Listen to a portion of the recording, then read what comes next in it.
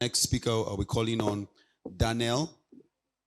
He will properly introduce himself when he comes on stage. Please, a round of applause for him. Thank you. Yeah. Uh, sorry. I'm recovering from sickness, so my voice is a little bit raspy. Sorry. Adeyemi, Abidemi. I really liked your talk, especially about trust and because trust is a big, serious problem. Um, to answer your question, to add to what she said, um, think of it as credit system. We do not have a efficient credit system in Nigeria. Your If I time. want to buy, yes, my time. If I want to buy a phone, I have to save up that money in bulk and then go and buy the phone. But if I was living in the US or in the UK, I can pretty much split my salary into 12 months or even 2 years and pay that thing. So that's like an issue of high cost of transaction. Thank you very much. So about my talk today. Your name. Yes, I'll get to there. My talk is about DeSci, Web3 and the future of scientific collaboration. Also, an earlier speaker spoke about, Ephraim made a reference to DeSci, and I'll be talking about it. So, my name is Daniel Anomfueme. What am I? Currently, I'm a contributor at VitaDAO. It's a decentralized autonomous organization that's into funding of longevity-related research. I'm also the founder of DeSci Africa, and my Twitter is this.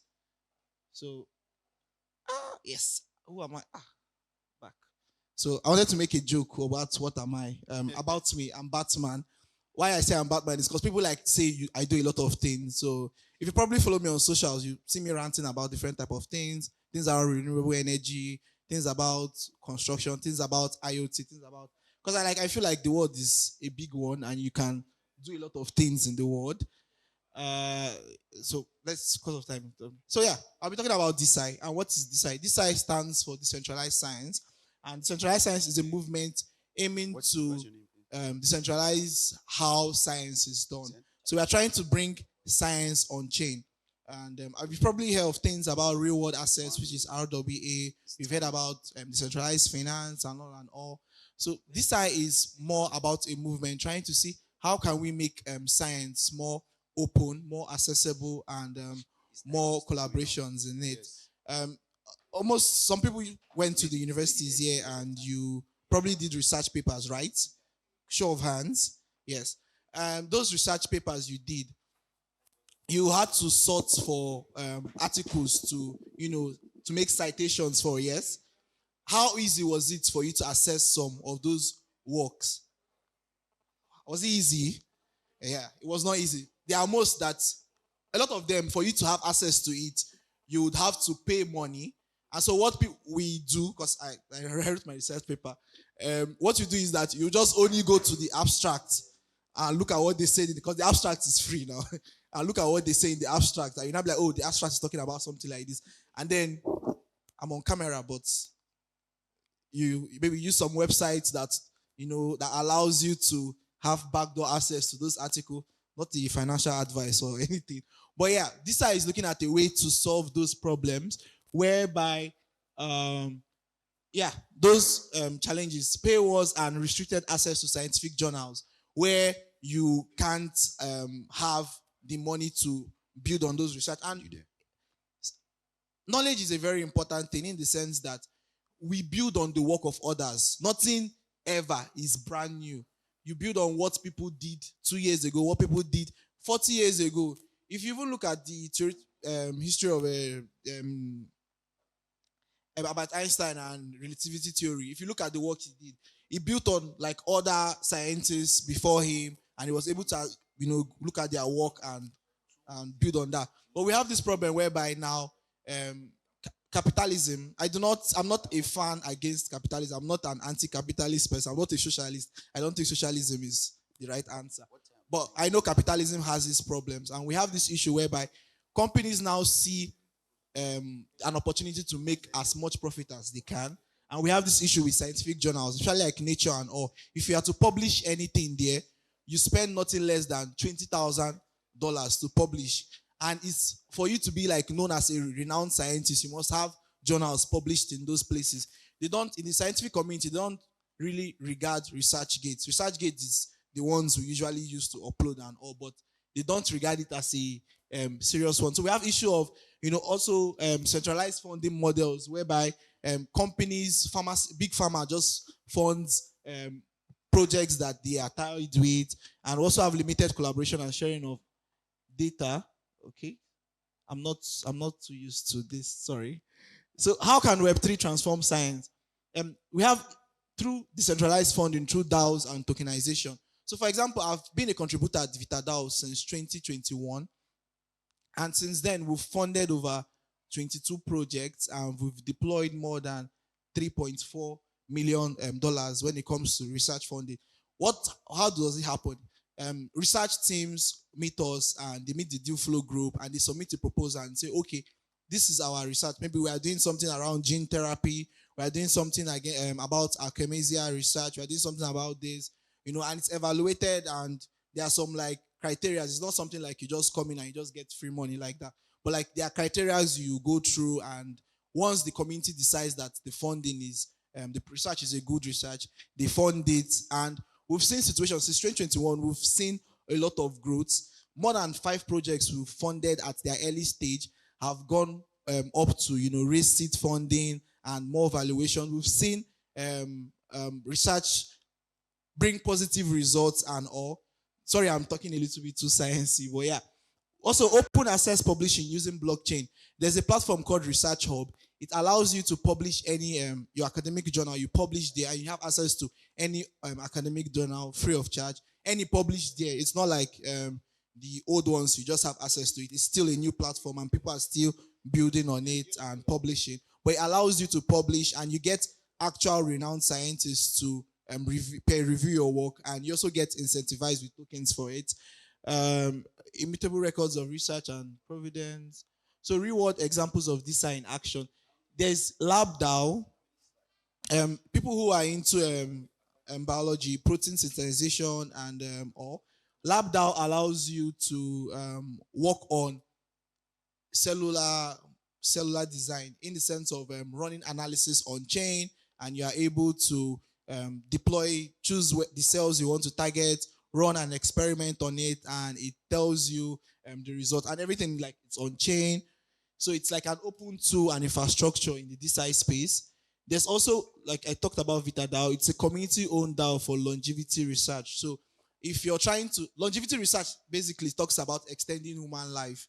And I know it might sound somehow, why do we want to extend human life? But like it's all, most of the issues that we have with old age comes with aging.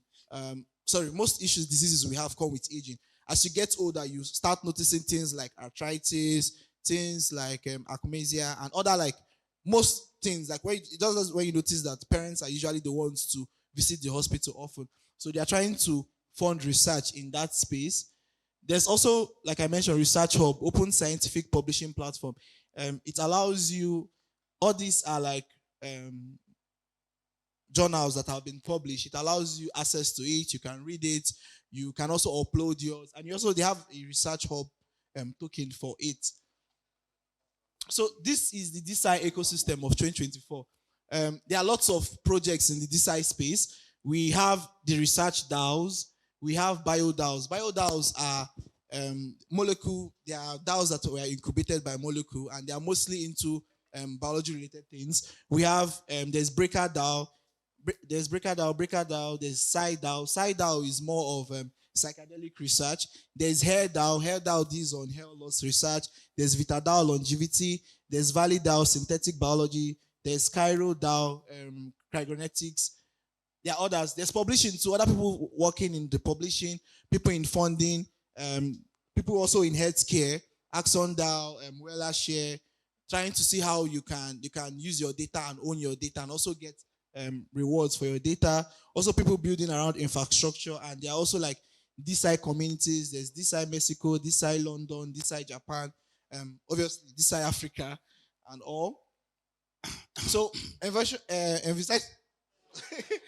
envisioning the future with DeSci. The future with DeSci looks at what's happened. So increased global collaboration and sharing. For example, I schooled at UNN, and while we do not have the best facilities and all, DeSci would make it possible for the research institution there to work with other schools in other places, and they're able to like work on chain and share research data. There's also democratized access to funding resources. Recently, there's a lab institute that they raised about 75 ETH. It was, the same way where people crowdfund meme coins and all. They did a new approach with Molecule. Molecule made people could come, put in their money and support this. And so you could, maybe it's a sickness that has affected someone you loved and you feel like, okay, these people have a chance to solve it. You could come in and fund it and you get tokens for it. Also, acceleration of innovation through community-driven research. If you notice, maybe when you go home, you could Google things around patient-led research. We've seen cases where people who do not have access to big money are able to solve problems because their loved ones were actually facing it. They research and they actually have solutions for them. So ethical and transparent research purposes. Challenges with DeSci, efficient DAO structure. DAOs have their problems because a lot of people, we have this slow participation when it comes to DAO. You could see more than 20,000 people in the DAO Discord, but on DAO forums, people don't really vote on proposals. People don't really voice out their opinion or what they think or what they feel. Also, cultural shift in research practices. When I pitch to my lecturers and tell them about DeSci and this one, and they are like, I'm already old. I will not live the way I know. It's not now that I'm in my old age. I'll be learning how to eat with left hand. Things like that. We also have legal and regulatory uncertainties too, especially in a country like this. And also inclusivity and access. Because a lot of people, currently, most of the projects that have been funded through VitaDAO were mostly all in like foreign universities. So how can you get involved with DeSci? You can join or support DeSci initiatives and DAOs. There are lots of DAOs. You can advocate for open access and transparent research. You can also collaborate with people and work with them. You can also educate others about DeSci and Web3. Thank you very much. And yeah, so my name is Daniel and all. You can reach out to me on Twitter here. You can also see me in person and reach out to me. I'm always chill, I think. And thank you very much. So if you reach out to me on Twitter and you see that I'm shit posting a lot, bear with me. That's how I am. I'm not used to branding online and everything. Thank you. Please, a round of applause for him. And I'm really sorry for not giving him enough time, but I'm going to allow one question. So if you have a question for him, I think he did an amazing job. So, okay, we have one question. Okay, so like I mentioned, I enjoyed Scott's session yesterday, and this is like a nice narrative. So, question I'm asking, I believe it would also be essential for people here. I see there are DAOs in the DeSci ecosystem. What opportunities are there for like the average Web3 user? Are they looking for like technical contributions or like solid skills, or just anybody with like the basic skills can come and start contributing? Okay, thank you very much for that. So there's a DAO that was launched this year, Celebrum DAO, and currently they have a proposal up for their compensation for contributors. So inside it, they highlighted like roles there, and so in those roles, there are roles like project management, there are roles like writers, there are roles like product design. They don't really need devs like that, but sometimes some projects work with dev because mostly it's research and all. But like, so if you go through their compensation, most DAOs have compensation proposals. So if you go through, they have like roles highlighted and how much for those roles and per hour their payment. Also, you could go through that and find out. Even for the ones that have not yet put something like that, if you hang around their Discord, you're free to open and contribute to them, and you get paid for contribution. Thank you. Okay, please a round of applause for Daniel.